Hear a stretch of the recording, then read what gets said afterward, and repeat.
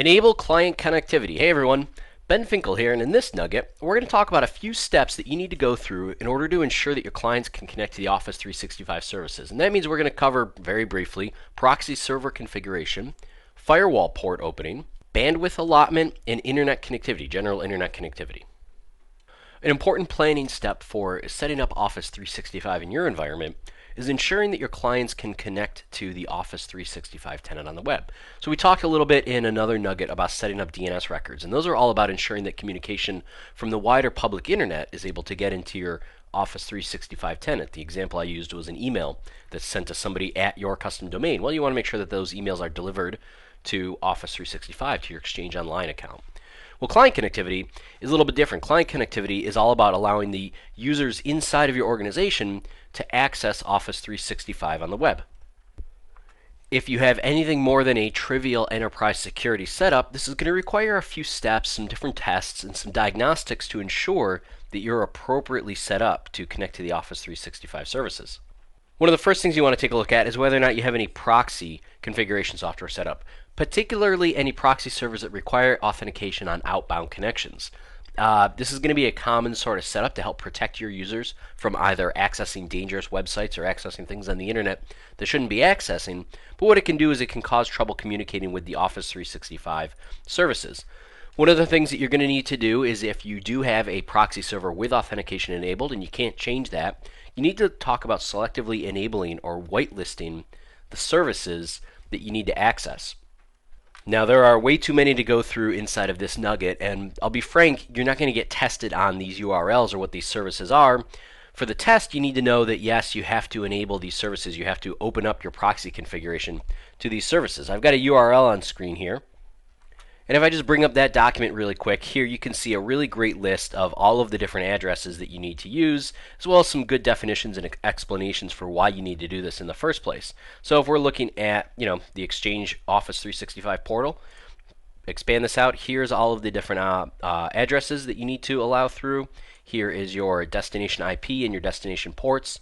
So they really get very detailed in explaining to you all the things that you need to open up through your proxy server configuration. I highly recommend you bookmark this document. Another neat thing to have here is that you can subscribe via RSS, so you can get notifications when these endpoints change, and you can ensure that your proxy configuration stays updated with the latest changes to the Office 365 environment.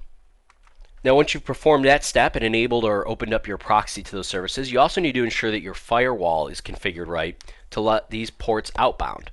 Much more common and much more likely than a proxy server is going to be your firewall server, your basic secure firewall server on your organization. And you need to ensure that you have all of these different TCP, UDP, and TLS ports opened up in order to allow traffic to and from Office 365.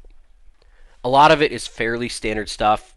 Obviously 443 and 80, which are web ports. There's 25, which is an SMTP port. Some of it is more unusual. You can see over here, Skype for Business Online outbound phone is going to require that big range of UDP ports to be open.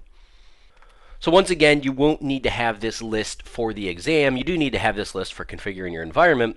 But what you need to know is that outbound firewall ports need to be opened and set up in order for communication to work properly.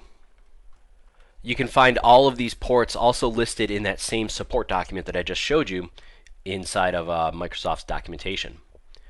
Now, some other things that you need to worry about or you need to consider when you're setting up your configuration is going to be bandwidth allotment. How much bandwidth do you need to properly take advantage of Office 365? So as you're moving services out of your local on-premise data center and into the cloud, I'm making my air quotes with my fingers there, yeah, you're going to need to consider your outbound and your inbound bandwidth. You're no longer talking about traffic just moving around on your internal network.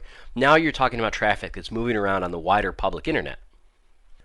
And identifying how much bandwidth you need is really going to be a case-by-case basis. It's going to involve what services you're using, how many users you have, and a whole host of other complex configurations that we're not going to be able to talk about here. What you do need to know is that there are a number of tools that you can use, calculators, that will help you determine how much bandwidth you're going to need. And these are the three that you really want to remember for the exam, the 70-346 test. You've got the Exchange Client Network Bandwidth Calculator, the Skype for Business Online Bandwidth Calculator, and the OneDrive for Business Synchronization Calculator.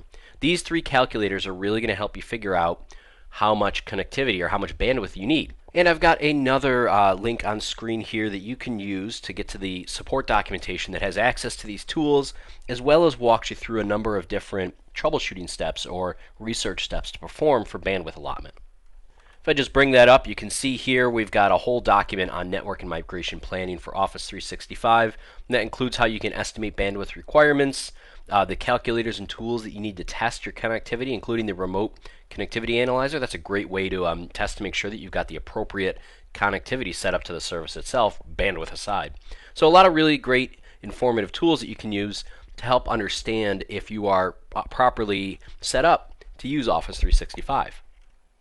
And then the final step, the final thing that you need to consider, may be a little bit obvious, but yeah, you need appropriate internet connectivity for your clients and for your users. And this is typically something that you or your IT office is going to have well under control. But a couple of points that you need to know: your IP addresses for your clients need to be outside of the AP/IPA range, which means they cannot be in the 169.254 range. Those are not viable or accessible IP addresses for your clients. They do have to have a default gateway that is routable to the internet. So their gateway doesn't have to be connected directly to the internet, but it does have to have a route to get out to the internet, of course. I mean, this is all basic internet connectivity stuff. And then, like we mentioned a few minutes ago, you got to have the right firewall ports and proxy server connections set up so that they can reach the Office 365 services on the internet.